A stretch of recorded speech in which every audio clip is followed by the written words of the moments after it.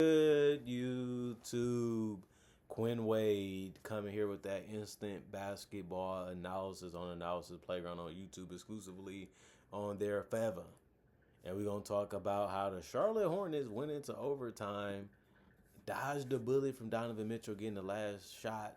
He missed it, and then they win 119 to 111 in overtime because of free throws. And they finished that quarter 8-0. But the Charlotte Hornets is now 8-18 and 3-10 on the road. The Cavaliers are 15-12 and 9-7 at home. Charlotte won the first quarter 33-29 and the second quarter 24-18. But then Cleveland made a run and was able to get back in it and was even able to get the lead because they won the third quarter 32-31 in the fourth quarter 32-23. But it wasn't enough to win the game. Let's talk about Charlotte first. Miles Bridges, 39 minutes.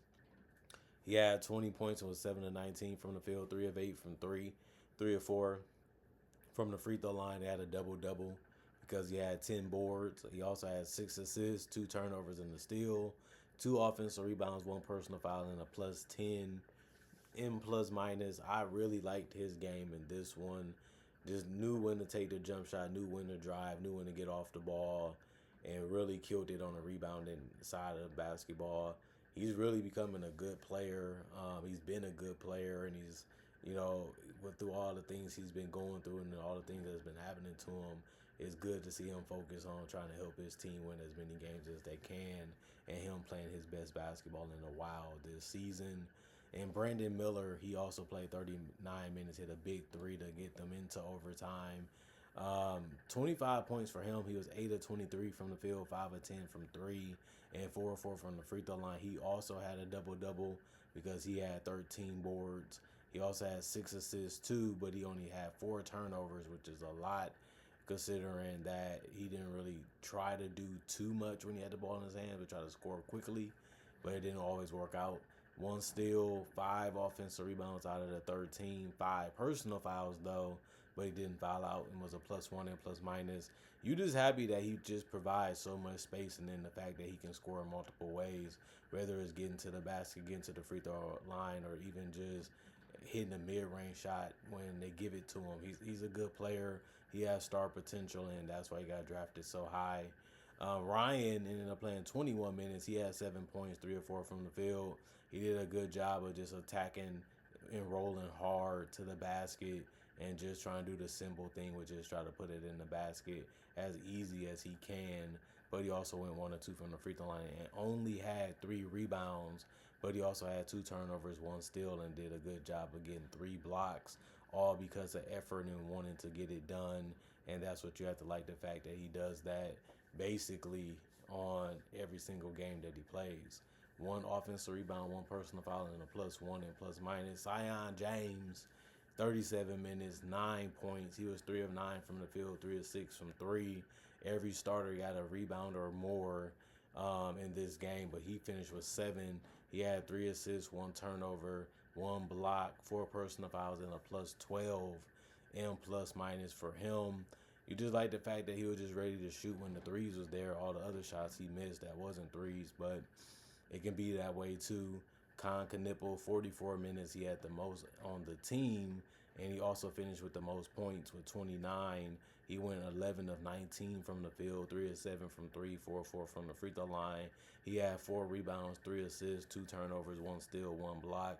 He almost fouled out of the game, but he still finished as a +10 and plus minus. The mid-range is there. The pull-up 3 is there. Using his handles to get where he wants to on the court is there. He has the making of being an all-star. He also can do multiple things besides just score with the rebound, and the passing is there too. And he puts effort on the defensive end as much as he can. But the man can shoot that basketball. He can shoot, and you have to respect the fact that he can. And that allows him to counter and do other things too. But his handle isn't that bad, for a guy that ain't the craziest athlete. But the fact that he's so strong and has that touch, you can't give him too much room, or you can't really sag far off of him either, because he can just pull up and make it. So he's a tough cover as a rookie already, and he's still the rookie of the year for me. Drew Peterson, 5 minutes. He missed his only shot. It was a 3. He also had 2 rebounds, and one of them was offensive, and he finished as a +2. And plus minus Musa, 22 minutes, 5 points, 2 of 3 from the field, 1 of 1 from the free throw line, 6 rebounds, 1 turnover, 1 steal, 1 block, 2 offensive rebounds, 5 personal fouls, and a -5 and plus minus. He just did a good job of finishing at the rim whenever he had opportunities, even if it was off an offensive rebound. Salon, 14 minutes, 6 points, 2 of 3 from the field, 0 of 1 from 3, 2 of 4 from the free throw line, 2 rebounds, 2 assists, 1 turnover, 1 block, 1 offensive rebound, 1 personal foul, and a +2 and plus minus. He did a good job attacking the rim too, and then keeping his head up and finding his teammates when he had a chance to find them. It did come with a turnover, trying to decide, do you want to score or do you want to pass? It happens, but it didn't happen that often because he didn't have the ball in his hands too much. And then Mason Plumlee, 10 minutes, 4 points, 2 of 2 from the field, finishing around the rim also for him, but he also did a good job of getting rid of the ball early. If he didn't have a shot, that was good. And he sometimes resetting the offense, 4 assists, 4 rebounds, two personals, and a +9 and plus minus. Josh Green, 15 minutes. For him, he ended up having 8 points. That's the most off the bench. 3 of 6 from the field, 2 of 5 from 3, 2 rebounds, 1 steal, 1 personal foul, and a +8 and plus minus. Spot scoring for him ended up working out because he got good looks. It was just about, can he actually put it in the basket, and he did it at a decent efficiency level and a healthy amount of attempts for a guy that came off the bench. And KJ Simpson, 19 minutes, 6 points, 2 of 9 from the field. Missed a lot of opportunities, but they mainly came from 3, which happens. 1 or 2 from the free throw line. He did have 4 assists, but it came with 3 turnovers. He also had 2 steals and a personal foul and a -9 and plus minus. 43 of 99, 44% from the field. 17 to 44, 39% from 3. 16 to 21, 76% from the free throw line. 53 rebounds, 28 assists, 16 turnovers, 9 steals, 7 blocks, 12 offensive rebounds, 28 personal fouls for them. And then Cavaliers, they get another loss. And now they're only 3 games above 500. Just a mess compared to last year. And I apologize to my fans for comparing them to last year. But they were just so good and so fun to watch and just so tough to beat and execute on last year. And this year is just a complete turnaround for the worse. And it's just crazy seeing them play so much different. And obviously this game, no Evan Mobley there, but you do get Jared Allen back. But it just wasn't enough again. I just don't know what they do or where they turn to be able to be good again. They're not even good to me anymore. They just an okay team at this point. And if Donovan Mitchell ain't going G and just throwing up a bunch of shots and having a good game, they just don't seem like they can even be in them to win them because he didn't shoot well and they just lost, for that reason. If he's not making shots and he's not continuing to make plays, is basically a predictable team out there. Dean Wade, 32 minutes, 14 points, 5 of 9 from the field, 3 of 6 from 3, 1 of 2 from the free throw line, 8 rebounds. They all had a rebound in this one as starters. He also had 2 assists, 1 steal, 1 offense rebound, 2 personal fouls, and a -11 and plus minus. He was just open a lot in this game, and he just had to find a way to just splash it because most of his shots was threes. And he did get some easy opportunities around the basket, and it worked out for him that way too. But he's just a good support player, so you don't really expect much. They needed way more out of DeAndre Hunter. He played 27 minutes, only had 4 points, and went 1 of 7 from the field and 0 of 3 from the three-point line. He did go 2 of 2 from the free throw line. He also had 4 rebounds and 1 turnover, 2 offensive rebounds, 3 personal fouls, and a -4 and plus minus. He just didn't give you anything, really. If it wasn't for the rebound, this would be one of the worst games ever. But it is one of the worst games ever for his career because he doesn't really ever play this bad, especially with the amount of minutes and opportunities that he had. But, sometimes you have it, sometimes you don't, and this was one of them games where he didn't have it. Jared Allen, 23 minutes, 9 points. He only went 3 of 8 from the field. He did some layups and some finishes, and they made it tough and hard for him to get it off clean. And then he just didn't shoot the ball that great for that reason. He also only had 3 rebounds in 23 minutes. He only had 1 assist, 1 turnover, 1 offense rebound, 2 personal fouls, and a -5 and plus minus. For him, I didn't really have much good things to say about him. He just missed too many shots in this one. Couldn't make the free throws. He needed to make all of them in this one because it was a close game. And then the boards, he just wasn't active enough, to make things happen. It was a lot of misses in this game, so the opportunity was there. But, you know, Jalen Tyson got the most rebounds off the bench, so to show you that Charlotte was doing a good job of finding ways to, use the boards to their advantage.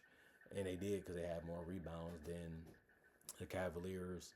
Donovan Mitchell, 38 minutes, 17 points, 6 of 24 from the field. He missed a lot of shots, including going 1 of 11 from 3. He was just dribbling and trying to pull up as fast, as quick as he can. That's a shot that he loves. That's a shot that he wants to take. It just didn't fall tonight, unfortunately. 4 or 5 from the free throw line, 2 rebounds, 7 assists, 2 turnovers, 2 steals, 1 block, 4 personal fouls, 1 offensive rebound, and a -12 and plus minus. Just a bad game from Donovan. He just didn't have it. He just was going out there trying to find a way to get the looks that he wants, and it just wasn't falling for him at all. The best thing about it was he was able to find his teammates for easy opportunities throughout the game, and so did Darius Garland. 39 minutes, 26 points. He was 8 of 19 from the field, 3 of 7 from 3, 7 of 8 from the free throw line. He did have 2 rebounds, 9 assists, 4 turnovers, 1 steal, 1 block, and 2 personal fouls, and was a -8 and plus minus. He kept trying to find a way to keep the team in it. He kept trying to find a way to make the right decision. He kept trying to find a way to attack in different ways, and it all was working for him in this game. He just didn't have enough help to help the team get over the hump and actually get the win. Tomlin did a good job of finishing around the rim and hitting a 3. 14 minutes, 7 points. He was 3 of 3 from the field, 1 of 1 from 3. He also had 3 rebounds and 1 offensive and 2 personal fouls and a 0 and plus minus. Thomas Bryant, 14 minutes, 10 points, 3 of 4 from the field, 1 of 1 from 3, 3 of 3 from the free throw line, 6 rebounds, 1 assist, 1 turnover, 1 block, 2 offensive rebounds, 3 personal fouls, and a +6 and plus minus. The scoring really was good. He did a good job of making, good reads of how to attack and how to get open, then catching the ball and trying to finish the high percentage shots that was there when he was able to get the ball. Lonzo Ball, 32 minutes, 8 points for him, 3 of 8 from the field, 1 of 5 from 3, 1 of 2 from the free throw line, 5 rebounds, 4 assists, 2 turnovers. He also ended up having 5 steals. He is strong. He does have good hands, and that was good to see him do that. He also had 2 offensive rebounds and no personal fouls in 32 minutes. That's really good, too.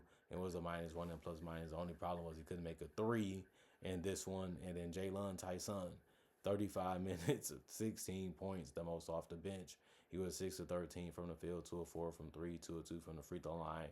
He had a double-double with 13 rebounds, 1 assist, 1 turnover, 1 steal, 3 offensive rebounds, 5 personal fouls, and was a -4 and plus minus. He didn't start, but he still gave you starter-like minutes. He still scored like a starter. He still fitted like a glove, like a starter when he was out there, no matter what the lineup was. And he really killed it on the boards. The only guy on the team with a double-double for the Cavaliers in this game. Craig Porter Jr., 4 minutes. He only had 2 turnovers and was a -7 and plus minus, and that was the end of his night. Tyrese Proctor, 7 minutes for him, 2 assists, 1 personal foul, +6 and plus minus, and that was all he was able to do for him. 38 of 95, 40% from the field as a team. That's 3 less shots than the Hornets, and they also shot a worse percentage. 12 of 38, 32% from 3. They took less threes than the Hornets and also made it at a worse percentage. And 23 of 29, they took 8 more free throws than the Hornets, but they still made it at 79%. Not too much of a difference on that one. Besides, they shot 3% better than the Hornets from the free throw line, and they took more. And then they got out rebounded, like I said, before, 46 to 53. 27 assists. They had 1 less than the Hornets, who had 28. 14 turnovers. The Hornets had 16, 2 less. That's good. And then 10 steals. The Hornets ended up having 9, so they had 1 more. and then 4 less blocks than the Hornets, who had 7, 13 offensive rebounds. That's one more than the Hornets. But the Hornets had 41 defensive rebounds while they had 33. And then 24 personal fouls. That's 2 less than the Hornets. But like I said, it didn't really matter much because the Hornets shot better from 3 and from the field. And that ended up giving them an advantage. Plus, they was able to shoot a couple free throws too.